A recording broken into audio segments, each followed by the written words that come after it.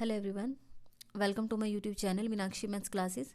आज इस वीडियो में हम करेंगे class 8 chapter number 6 compound interest brain teasers के क्वेश्चन करेंगे। क्वेश्चन नंबर 1 हम ए पार्ट करेंगे जिसमें आपके पास एमसीक्यूज हैं। फर्स्ट क्वेश्चन है, for a given rate of interest and time what is more profitable to the deposition. जो डिपॉजिट करवाने वाला होता है उसके लिए आपका कंपाउंड इंटरेस्ट अच्छा होता है या फिर सिंपल इंटरेस्ट अच्छा होता है। तो इसमें हमें पता है, देखो सिंपल इंटरेस्ट में तो क्या होता है, हर एक साल सेम रेट से ही हमें, अगर पहले साल 100 रुपीज़ का इंटरेस्ट मिला तो दूसरे साल भी 100 होगा, तीसरे साल भी 100 होगा, आगे तक सेम ही चलता है। लेकिन कंपाउंड इंटरेस्ट में आपको पता है पहले साल तो सेम होता है सिंपल इंटरेस्ट और कंपाउंड इंटरेस्ट, लेकिन दूसरे साल और बढ़ जाएगा, तीसरे साल और बढ़ जाएगा। तो कौन सा ज़्यादा अच्छा होता है? कंपाउंड इंटरेस्ट आपके लिए अच्छा होता है। तो यहाँ पर आपकी फर्स्ट ऑप्शन आंसर बन जाएगी। फर्स्ट ऑप्शन में आपके पास है compound interest. A sum of ₹10,000 at 8% per annum for 6 month compounded quarterly amounts to. तो हमें इसमें सिंपल एक क्वेश्चन है जिसमें अमाउंट बतानी है। प्रिंसिपल है 10,000, रेट है 8% पर एनम, टाइम है 6 मंथ। ठीक है, हमें इसमें कंपाउंड अमाउंट यहाँ पर फाइंड करके दिखाना है। तो अब आप यहाँ से ये करो और 6 मंथ्स कंपाउंडेड क्वार्टरली, जो आपका क्वेश्चन है वो कंपाउंडेड क्वार्टरली के अकॉर्डिंग आपको करना है। तो आपको रेट भी चेंज करनी होगी और टाइम भी। पहले तो टाइम को ईयर में कन्वर्ट करो, 6 डिवाइडेड बाई 12, 1/2 ईयर हो गया यहाँ पर। अब हमें क्योंकि क्वार्टरली में चेंज करना है तो रेट आपकी डिवाइड होती है और टाइम क्या होता है, मल्टीप्लाई। रेट को डिवाइड कर दो, क्वार्टर कितने होते हैं 4, और टाइम को मल्टीप्लाई कर दो 4 से। 4 1 ज़ा 4, 4 2 ज़ा 8, तो ये आ जाएगी 2%। ठीक है, 2% पर क्वार्टर। 2 1 ज़ा 2, 2 2 ज़ा 4, यहाँ पर आ जाएंगे 2 क्वार्टर्स। तो प्रिंसिपल की जगह हमें अमाउंट, कंपाउंड अमाउंट बतानी है। प्रिंसिपल की जगह आएगा 10,000, 1 प्लस रेट की जगह हमारे पास है 2 अपॉन में 100, और टाइम की जगह 2। 2 1 ज़ा 2, 2 5 ज़ा 10, 0। तो यहाँ से 10,000 इंटू 50 1 ज़ा 50 प्लस 1, 51 डिवाइडेड बाई 50। 2 टाइम लिखेंगे इसको क्योंकि पावर 2 है। कैंसिल करो, 2 0 से 2 0 कैंसिल होंगी। 5 1 ज़ा 5, 5 2 ज़ा 10, 0। 5 1 ज़ा 5, 5 4 ज़ा 20। 51 51 और 4 जब हम इनको मल्टीप्लाई करते हैं तो हमारे पास आता है 10,404। तो यहाँ पर ये रहा आपके पास फोर्थ ऑप्शन है। तो कंपाउंड अमाउंट आ जाएगा 10,404। नेक्स्ट है हमारे पास सी पार्ट। आपको ये फॉर्मूला दिया हुआ है, in A is equal to P into 1 plus R by 100 raise to power n. A stand for, यहाँ पर ये जो ए है ये किसका फॉर्मूला है? ये तो आप बहुत सारे क्वेश्चंस में आपने यूज़ किया है। ये आपके पास कंपाउंड अमाउंट का फॉर्मूला होता है। ठीक है, अमाउंट का फॉर्मूला होता है। और आपको पता है, देखो अमाउंट तो यहाँ कहीं भी नहीं लिखा हुआ, ठीक है, कहीं पर भी नहीं लिखा हुआ। तो ऐसा तो नहीं है कि इन्होंने क्वेश्चन गलत कर दिया। आपको पता है अमाउंट क्या होता है, प्रिंसिपल प्लस इंटरेस्ट होता है। ठीक है, आपको पता है अमाउंट का फॉर्मूला क्या होता है, प्रिंसिपल प्लस इंटरेस्ट। तो ये जो थर्ड ऑप्शन है ये है principal plus interest. D part है, if the number of conversion periods is greater than और इक्वल टू 2, मतलब आपका टाइम जो है वो आपका 2 या 2 से ज़्यादा साल, ठीक है, ये दिया हुआ हो, देन कंपाउंड इंटरेस्ट इज, जो आपका कंपाउंड इंटरेस्ट है वो क्या होगा। मैं आपको बता दूं, मैंने आपको पहले भी बताया था कि पहले साल में सिंपल इंटरेस्ट और कंपाउंड इंटरेस्ट दोनों क्या आते हैं, सेम आते हैं। ठीक है, लेकिन अगर उससे ज़्यादा 2 साल 3 साल ज़्यादा दिए हों तो आपका कंपाउंड इंटरेस्ट बड़ा होता है सिंपल इंटरेस्ट से। ठीक है, लेस देन सिंपल इंटरेस्ट गलत है, ग्रेटर देन सिंपल इंटरेस्ट। आपका जो कंपाउंड इंटरेस्ट है वो किससे बड़ा होता है, सिंपल इंटरेस्ट से ज़्यादा होती है। अगर यहाँ टाइम 1 ईयर दिया होता तो आपके सिंपल इंटरेस्ट और कंपाउंड इंटरेस्ट दोनों क्या होते, इक्वल होते। लेकिन अगर टाइम ज़्यादा दे दिया जाए, 2 साल 3 साल 4 साल, ठीक है, इस तरीके से, तो आपका क्या हो जाता है, जो एक कंपाउंड इंटरेस्ट है वो बड़ा हो जाता है। कन्वर्जन पीरियड मतलब जैसे 1 नहीं होना चाहिए, 2 3 4 इस टाइप से हो तो ग्रेटर होता है कंपाउंड इंटरेस्ट। लास्ट है इसमें एमसीक्यूज में, Reema wants to do a 1 year deposit. Reema ने को 1 साल के लिए डिपॉजिट करना है। शी शुड ऑप्ट, अब आप ये देखो कि उसके लिए क्या चीज़ बेटर होगी। A simple interest of 10%, compound interest, देखो यहाँ पर क्या है, पहले में तो सिंपल इंटरेस्ट दिया है, दूसरे तीसरे और ये जो चौथा है, ये जो तीनों पार्ट नीचे वाला है उसमें कंपाउंड इंटरेस्ट रेट सेम है, 10% 10% 10%। यहाँ पर है क्वार्टरली, यहाँ पर है एनुअली, यहाँ पर है हाफ ईयरली, ठीक है। तो अब आप यहाँ पे देखो इसमें क्या चीज़ बढ़िया होती है, जो डिपॉजिट करवाने वाला होता है। जैसे अगर मान लो मैं जाकर बैंक में पैसे सबमिट करवाऊँ तो मेरे लिए रेट कौन सी होगी, सिंपल इंटरेस्ट पे तो हमें पता है हमारे पास इंटरेस्ट क्या होता है, हमें इंटरेस्ट क्या मिलता है, कम मिलता है, ठीक है। सिंपल इंटरेस्ट और कंपाउंड इंटरेस्ट में, सिंपल इंटरेस्ट में रेट कम, आपको इंटरेस्ट कम मिलता है, कंपाउंड में ज़्यादा मिलेगा। तो मैं क्यों चाहूँगी कि मेरे को कम पैसे मिले, तो मैं तो चाहूँगी कि कंपाउंड इंटरेस्ट पे होना चाहिए। मतलब मेरा आंसर सेकंड, थर्ड या फोर्थ में से कोई ना कोई एक होगा। अब आप उसमें देखो जितना ज़्यादा टाइम पीरियड कम होगा उतना ज़्यादा इंटरेस्ट हमें ज़्यादा मिलेगा। एनुअली मतलब पूरा साल, हाफ ईयरली उसका और आधा कर दो, क्वार्टरली मतलब 1/4 पार्ट कर दो। तो सबसे कम टाइम पीरियड किस में है, इसमें है ना, क्वार्टरली में। तो जितना टाइम पीरियड कम होता है उतना ज़्यादा इंटरेस्ट क्या होता है, ज़्यादा मिलता है। तो आपकी ये जो सेकंड ऑप्शन है ये आपका आंसर बन जाएगा, a compound interest of 10% compounded quarterly. तो यहाँ MCQs हो गए हैं। नेक्स्ट हम करते हैं इसके बाद इस बी पार्ट। फर्स्ट पार्ट है कैपिटल बी में first part, find the compound interest on 1000 at 10% per annum for 2 year. हमें प्रिंसिपल दिया हुआ 1000, रेट है 10% पर एनम और टाइम हमें दिया 2 ईयर। एक बिल्कुल सिंपल सा क्वेश्चन है, ना कोई क्वार्टरली वगैरह कुछ नहीं दिया, तो सिंपल हमें कंपाउंड हमें निकालना है यहाँ पर, फाइंड द कंपाउंड इंटरेस्ट, ठीक है। मैं पहले कंपाउंड अमाउंट फाइंड करूँगी, चाहो तो आप सीधा कंपाउंड इंटरेस्ट का फॉर्मूला भी यूज़ कर सकते हो, लेकिन मैं अमाउंट से फाइंड कर रही हूँ। प्रिंसिपल की जगह 1000, 1 प्लस रेट की जगह 10 अपॉन में 100, टाइम की जगह आएगा 2, 0 से 0 कैंसिल करो, 1000 इंटू 10 प्लस यहाँ पर 10 एलसीएम, 10 1 ज़ा 10 प्लस 1 पावर 2, 1000 इंटू यहाँ पर 11 बाई 10 पावर 2 है तो उसको 2 बार लिखो, कैंसिल कर दो, 2 0 से 2 0 कैंसिल, 11 को 11 से मल्टीप्लाई करो 121 और पीछे आ जाएगी एक 0। अब हमें बताना है कंपाउंड इंटरेस्ट, तो वो कंपाउंड अमाउंट में से हम क्या माइनस कर देंगे, प्रिंसिपल। कंपाउंड अमाउंट आई है 1210 और प्रिंसिपल था हमारे पास 1000, तो ये आ जाएगा ₹210, ठीक है। तो आप यहाँ से आपका फर्स्ट पार्ट का आंसर आया 210। बी पार्ट है हमारे पास, if 60,000 is deposit for 2 years, 60,000 को इन्होंने क्या किया, 2 ईयर्स के लिए डिपॉजिट करवाया eight 4% per annum compounded quarterly. और कैसा है, कंपाउंडेड क्वार्टरली दिया हुआ है। Then find the time period and rate to compute compound interest.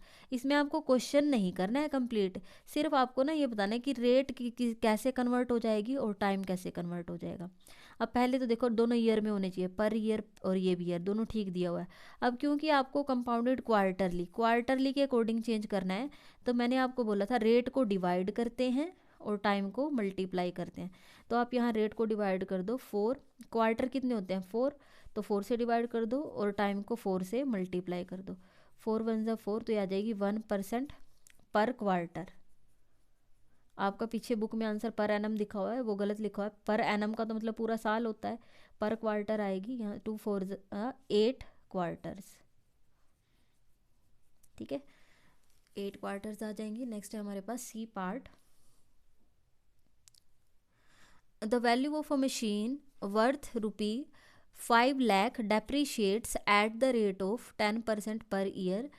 In how many years will its value be 3,64,500? अब आप ये देखो, मैं इस पहले आपको कंडीशन समझाती हूँ, मशीन में डेप्रिशिएट क्यों आया।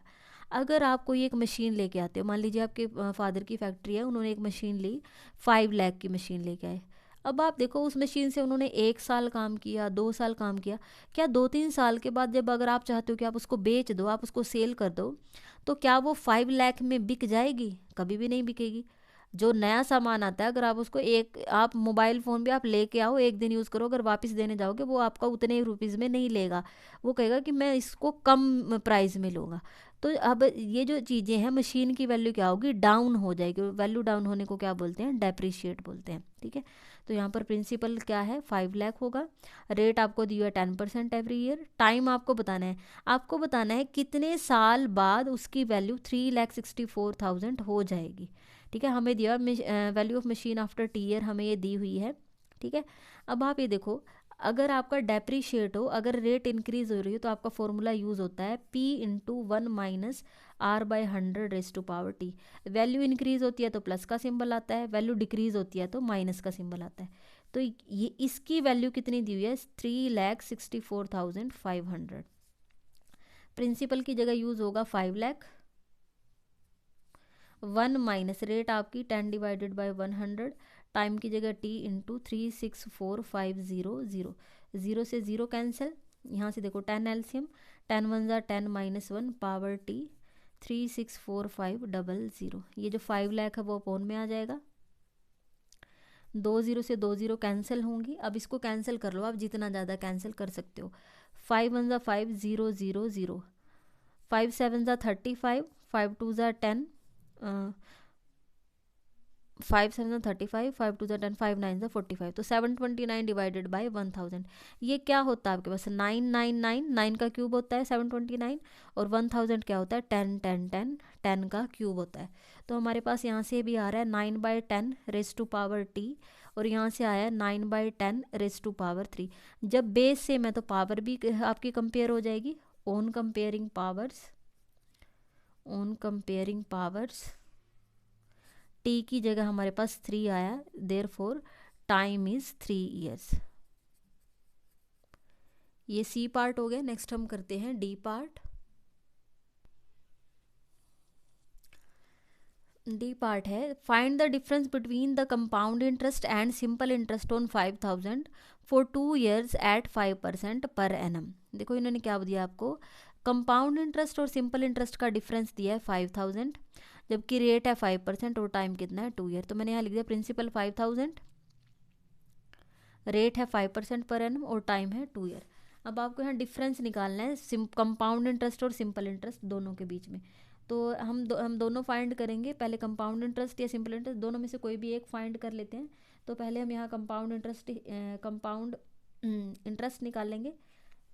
पहले कंपाउंड अमाउंट फाइंड करेंगे तभी निकाल लेंगे, हम माइनस करके निकाल लेंगे सीधा।